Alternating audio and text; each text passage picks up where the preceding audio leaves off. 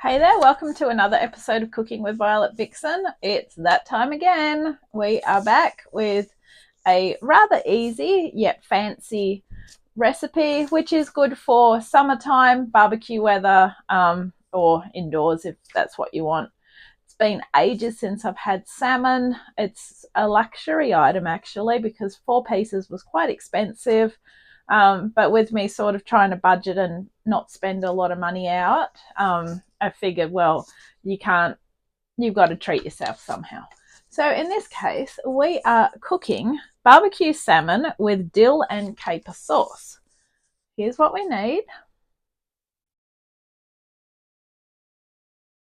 It will serve 4, and so you are going to need either your barbecue, or in my case, I'm just using the stovetop. I've got a frying pan which has the grooves in it, which looks like a grill frying pan. There is a name for it.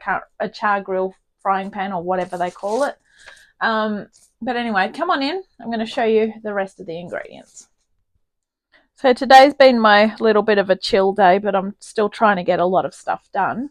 So our ingredients are as follows: 4 pieces of salmon fillets. Well, that's technically down the bottom, but I want to talk about these first. So I had to specially order these from the butcher. So there's 4 of these in here and they look absolutely delicious.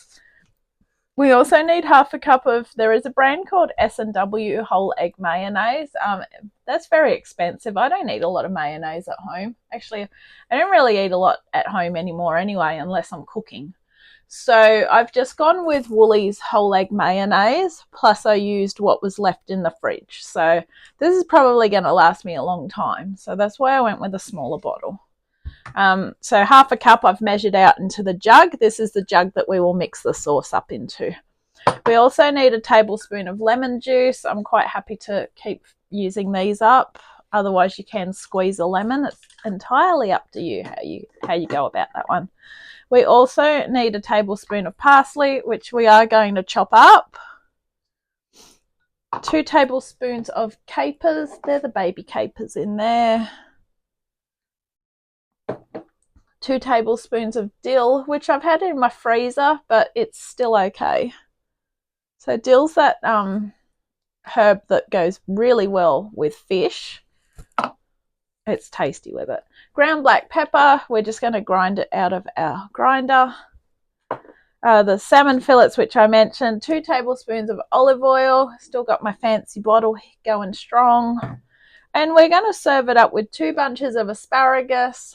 These have been in the fridge since, did I buy them on, I can't remember what day I brought them. You'll just have to bear with me because every day has been the same this week. It's a tough week, very tough week. So what I did when I got these home, plus the parsley, was I put them into a glass of water.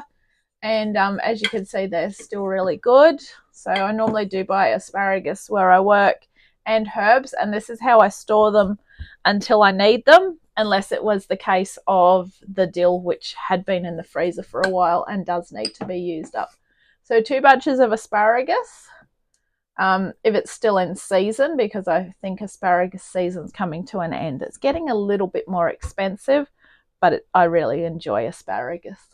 And finally, 50 grams of rocket, which I've just had soaking in salted water just to revive it a little bit.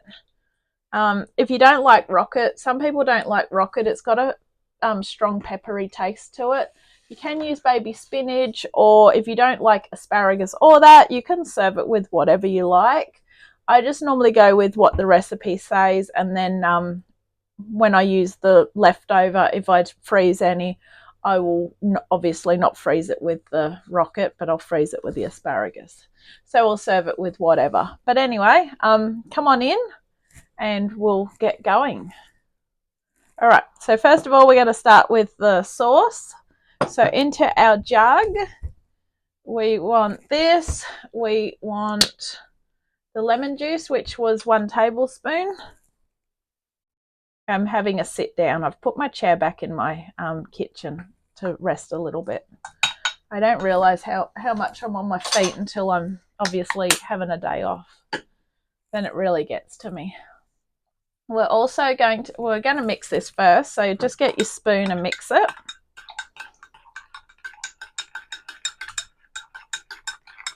I'm on my feet a bit tomorrow as well, but at least I get a break. There we go. So we've mixed that in. We also need to add our finely chopped parsley. Now, I haven't finely chopped it, but what I am going to do is just tear it up and drop it in. So you're better off with fresh in this case. So normally the rest of the bunch, I picked all the leaves off and I have put it into the freezer. The Ziploc bags or sandwich bags come in really handy for that. This won't be super finely chopped, but it'll be chopped up enough.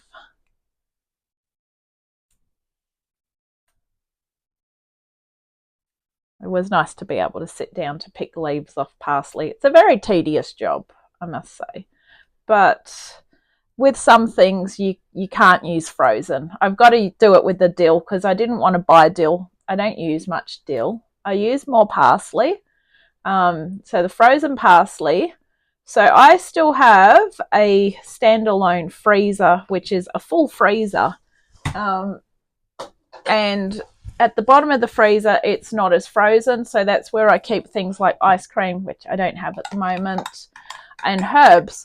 So they don't fully freeze up. So that's where I keep all my extra parsley and all that. The other stuff is further up. After you've added that, we are going to add in our dill, which I measured out as I took it out of the freezer. I'll just try and chop that up a little bit more. I do like the smell of dill. It's very unusual. All right. It looks very big, even though I sort of tore it off the thing before I put it in out of the freezer. That's all defrosted. I've had it out of the freezer for a while. I'm not having a full-on chill day because I've still had stuff to do. But anyway, we're also going to be using 2 tablespoons of capers. Now, the annoying thing about the capers jar is it is so thin you can't get a spoon into it. So you need to try and find a really small teaspoon. This measuring spoon is a 1/2 tablespoon. So got to do 4 of these. So in goes 1.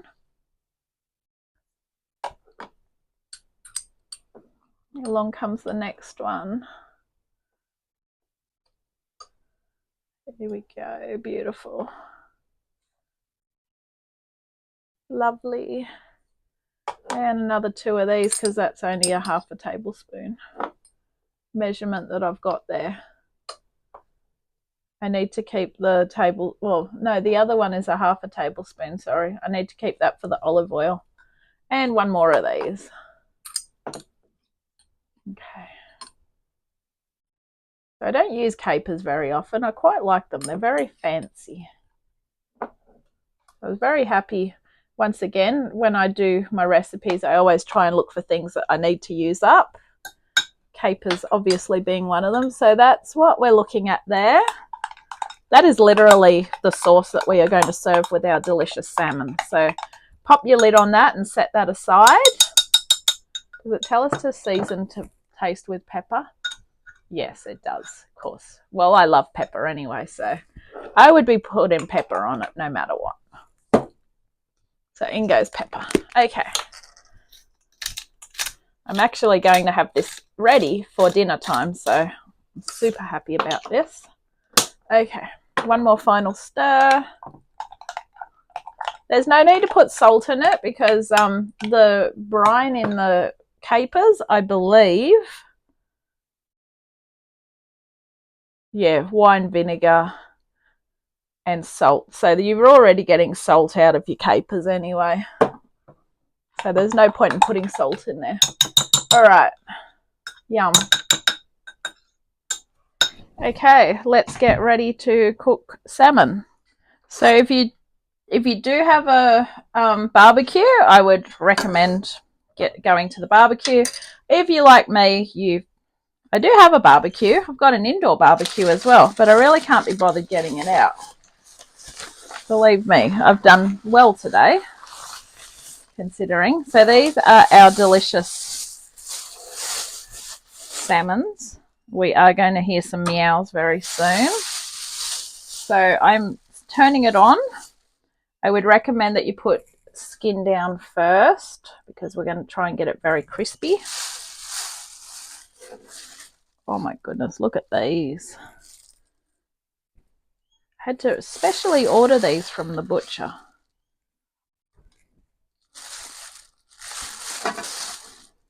Wow. And I asked him for 4 by 200 gram ones. I haven't weighed them. I never weigh them when I get them. That bag's going to go straight out. Sometimes I keep the paper bags to keep scrap rubbish in, which rubbish has still got to go out, so that should be fine. All right, I am going to drizzle the olive oil over the top, and we're going to brush it on. So we want a tablespoonful. So this is a 1/2 tablespoon again. We're going to put 1/2 tablespoon on, brush it, and then we're going to go back again. And we are recommended to give it about 2 to 3 minutes each side because they're super, super thick. Probably going to want longer. And then it depends on how you like your salmon. Some people like it really well done. Some people don't really like it well done.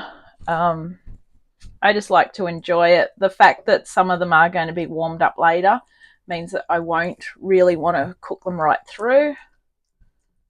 Okay. And I think what I'm going to do is I'll get another frying pan out so that I can cook the asparagus at the same time, because we are doing the asparagus in the frying pan as well. So I can use the other frying pan for the asparagus. So with the asparagus, we're just going to fry that as well. So I've got the olive oil in. I sprayed it first. We're going to do that in there. So yes, if you're wondering how to store asparagus, that is how I store it. In the fridge, at the top of the fridge, and it works really good.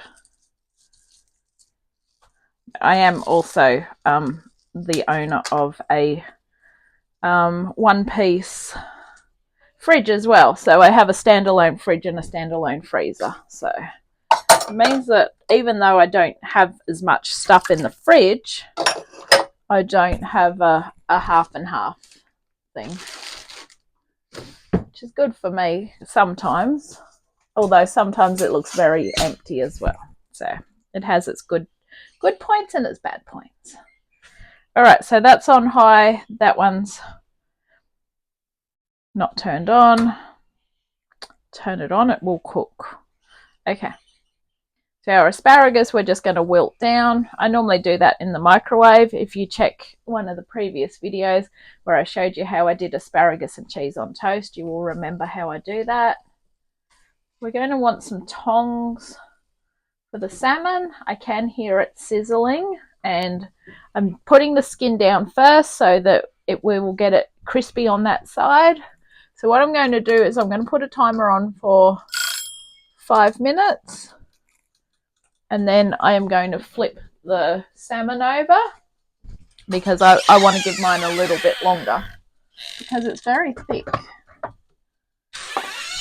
And to me, 2 to 3 minutes isn't going to do it. And I can just start to see the bubbles starting to form. So it's frying very well. Come on in. Have a look there. Just see there? Have a little sticky beak. Yum. Same deal with the asparagus. That's starting to get hot as well. All right, sweet. Woo. So after 5 minutes, I've given them a flip over, and you can start to see they are going pink, which means they are cooking. Depending on how you want it done, you may want to give it less. I'm giving mine more though. They're looking so good. They smell amazing. Like for any bones as well. It's always been a fear of mine, eating fish with bones. Always drummed into me as a young girl about fish may have bones in it. Just be careful when you eat it. Rah, rah, rah. So I'm always careful when I eat fish. Asparagus is going good. I'm going to turn the asparagus down a little bit actually. We don't want that super hot, but it is getting super hot. This frying pan gets really hot. All right, we are cooking and looking good. Woohoo! Now I've just tried a piece of asparagus. I just took one out and cut it in half. It's still firm to the bite, which is okay if you're warming it up. The salmon is, when I pick it up, it's starting to flake a little bit. And as I say, some of it's been warmed up, so therefore that's almost ready. That one's still pink on the outside there because I've moved it further out. So the main one that I'm focusing on is the one that I want for dinner tonight, which is this big boy here. And then this one's for lunch tomorrow, which has to be warmed up. Unfortunately, I'm at work, so it's going to be done in the microwave. So that will cook it through. Yum. Asparagus. Still chewy though. Still a bit firm. So we can start and drain the rocket and get ready to dish up. Now I've just taken it out. It's still raw in the middle. So even though it looks done, it's not. I'm going to turn that back on. Obviously on a barbecue hot plate, it will cook quicker because you can get it a lot hotter. But this is the way I'm cooking it. And I do want it cooked through. Not raw in the middle. Like that one. But as I said, that one there, that one's going to be warmed up. So that will cook while it's being warmed up. That one there is probably better because you can see it's white right through. Alright, I'm going to test another piece of asparagus and see how we're going. So I'm going to leave the asparagus at that. We're going to be ready to dish the rocket up and we're nearly ready to go. Okay, so they're going to do, that one, as I said, is going to be warmed up tomorrow. This one looks done enough. And this one will also get warmed up. Okay, let's dish up. Let's go. So we got a little bit crispy on the underside. If you have a little bit of a look, you can't really see it on that one. So I'll show you on the piece I'm going to have, but it's still going to be good. So we got a little bit of rocket and a little bit of asparagus to go with it. Just going to grab a spoon and put the sauce on top. Okay, thank you for watching this episode of Cooking with Violet Vixen. This has been barbecued salmon with dill and caper sauce. I really hope you enjoy this one, and I'll catch you on the next one. Bye!